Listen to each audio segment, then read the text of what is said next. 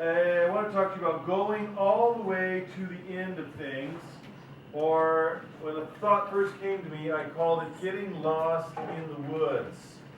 And I was thinking about creative endeavors, and had this thought that it is necessary for a creative person to go so far into their creativity that they appear lost to other people.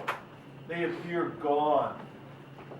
And then, once they get so far out there in exploring their own creativity, in exploring their unique expression of whatever craft it is they're doing, in exploring their own thinking, that they arrive at something that is wholly unique and is meaningful and is significant, getting lost in the woods, going so far out that other people go, they're crazy.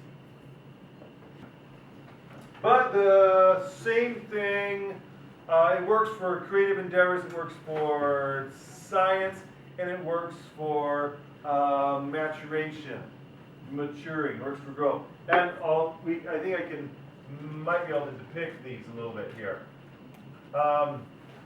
If we make like a linear line, and we could say that this is the end.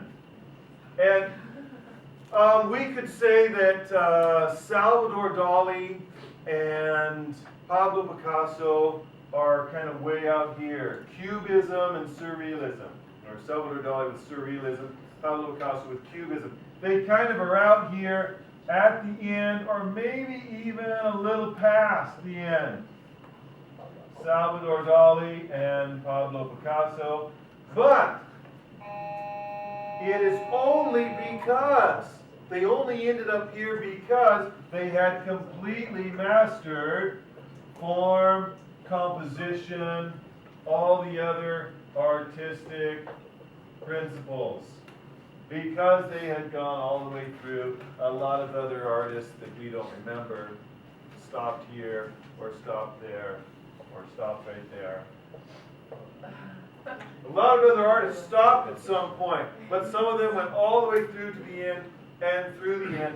The same can be said for science. The same can be said for science. Isaac Newton and Einstein and Galileo and I suppose Christopher Columbus and scientists who were on his side at the time. Your scientific ideas are heresy. You could be burned at the stake. They're evil. That's what the general population, that's what they were faced with. Your scientific ideas are evil, or they are insane. You are either evil or you're insane. You have gone past what we understand. The earth is round. The earth is not round. Burn him at the stake. He's a witch. The earth revolves around the sun. The earth doesn't revolve around the sun. Burn him at the stake. He's a witch. Or they're just insane. Well, I don't know what you're talking about, Isaac Newton, but you're insane. In fact, as we've mentioned before, people thought Isaac Newton was retarded. There was a period of time in his life where they thought he was retarded. Isaac Newton, the greatest scientist that ever lived, that ever will live, who unlocked science for mankind. They thought this guy, stick him in the attic and close the door. And that's what they did with him. That's what they did with him for a while. Stick him in the attic and close the door. You're venturing into areas where none of the rest of us have ever been, and you're insane, you're crazy. We don't accept it. Einstein, Newton, etc. Works for science. This idea of going all the way through to the end and even through the end, rather than stopping at some point in here. You master form, you master composition, you master all the principles of art, and you keep going, getting lost in the woods, as I referred to it, the metaphor they use. And you end up out here with surrealism, cubism, whatever these unique expressions are. You go past all the where the rest of humankind is at the moment. In fact, Einstein said, the quote from Einstein is, or at least the quote that he used, the important thing is to not stop questioning. The important thing is to not stop. And I heard a quote from Einstein, but it might just have been a paraphrase on that quote, where he said, all I did was I didn't stop thinking where everyone else stopped thinking. Everyone else stopped here, or here, or here, wherever it was, and he just kept thinking. Going all the way through to the end. Another example that we could give is in maturation. Maturation. This will make sense to us, I think. We start in a pain-based, egocentric way of functioning. My needs, my wishes, my wants, my space. That's mine. Little kids do that. That's my Lego. It's a single yellow Lego piece. They can add it to their little Lego craft. My Lego. No, that's not how it goes. You see it in little kids, you see it in adults, this pain-based, egocentric way of functioning. I was hurt. I was offended. But we can move beyond that. And we can move to something like choice, response, thinking. We can move past this egocentric, this selfish way of thinking, into something called choice response thinking, where we become aware that we choose all of our responses. There's no such thing as she made me mad. You chose to get mad, you chose that response. There's no such thing as you're driving, approaching a stoplight, and oh my gosh, my foot is going off the pedal and going on to the other pedal. Oh, every time I see a red octagon, my leg just goes like that.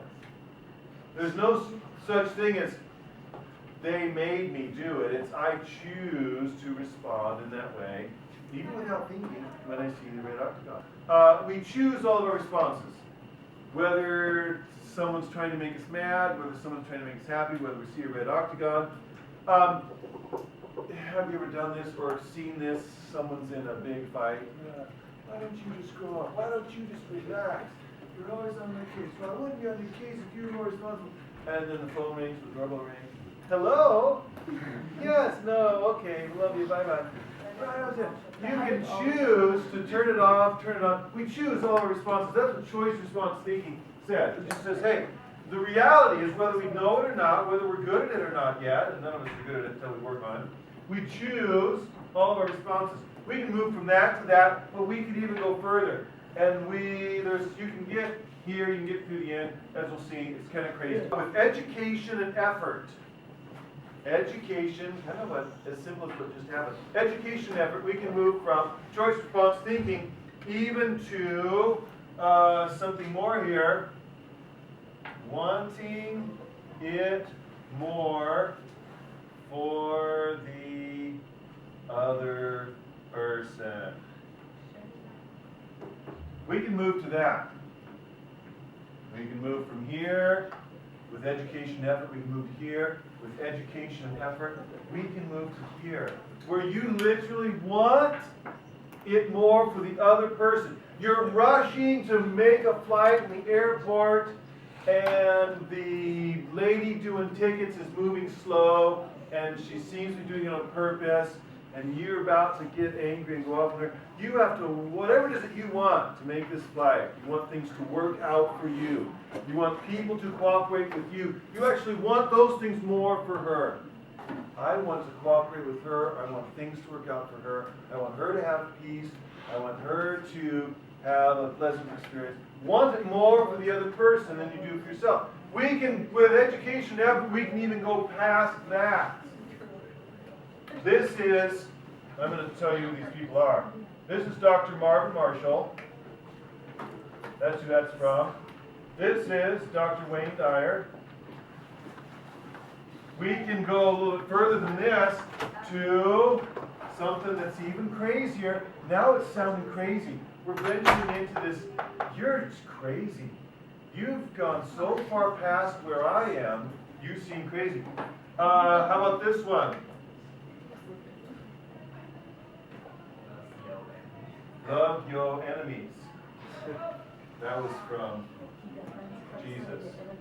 Love your enemies. You could actually get to a place where you're not just choosing your responses. You're not just wanting more for someone else. You're not just doing to others as you would have them do to you. You actually feel love for your enemies.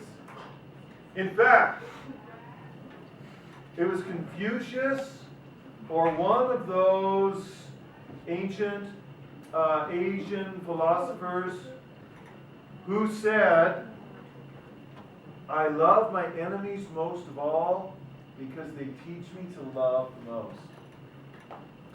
It's harder to love my enemies, and I value them for that because they're teaching me to love them. I love my enemies the most because they teach me the most about loving them. We can get to love your enemies. We can go past that even. We can get to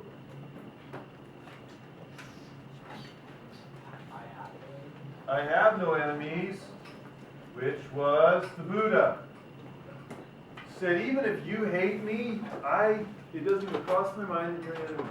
Even if you attack me, it wouldn't cross my mind that you're an enemy. I've reached a place of selflessness and maturity, that I don't even have the concept of enemy, someone that I am opposed with, someone I'm fighting against. I'm going to add selflessness here. Selflessness. Okay. Now, very few people reach this point, and it's possible to go all the way to the end and through the end. And as far as I know, only two people have ever got here, and it was Jesus and Buddha. At the end here would be extract the self, that's kind of proper, from yourself. Extract the ego, the self, the identity. You've extracted self from yourself. Does that make sense? It's kind of an odd concept that's way, way out here. But it is possible. At least two people have achieved it. It is possible to extract the self from yourself. There's no description of what Jesus looked like or sounded like in the Bible or in the few historical texts that mention him, because he had completely extracted self from the self. There was no identifiable personality. He had destroyed it and extracted it, and it was impossible to hurt him. I'm only hurt when I'm thinking of myself, my needs, my wants, my wishes back here, right? So he could be brutally mistreated and hung on a cross, and his only thought was, forgive them. I still love them. It wasn't, I'm going to be the bigger man and forgive them. It was, there's no self here to wound. It has been completely extracted. It doesn't exist. There's no ego there at all to wound or to be pricked or to rile up. Extracted self completely from self. It's possible to do. That's an example of this idea of going all the way through to the end, all the way to the end and through the end. Mastery, we could call it. Getting lost in the woods, you could call it. Hopefully that makes sense to you.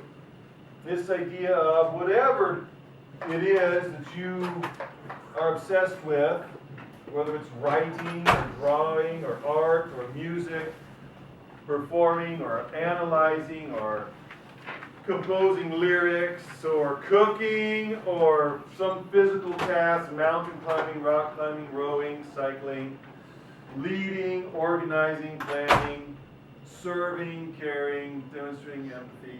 Whatever it is, it's possible to go all the way through to the end.